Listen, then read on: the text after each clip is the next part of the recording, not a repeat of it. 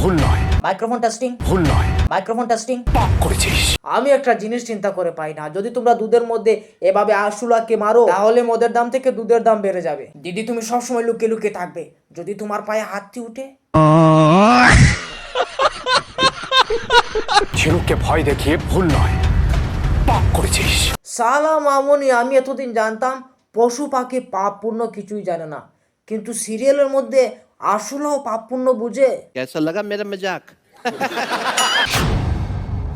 না না, তোমরা কেউ এক গ্লাস দুধ দাও।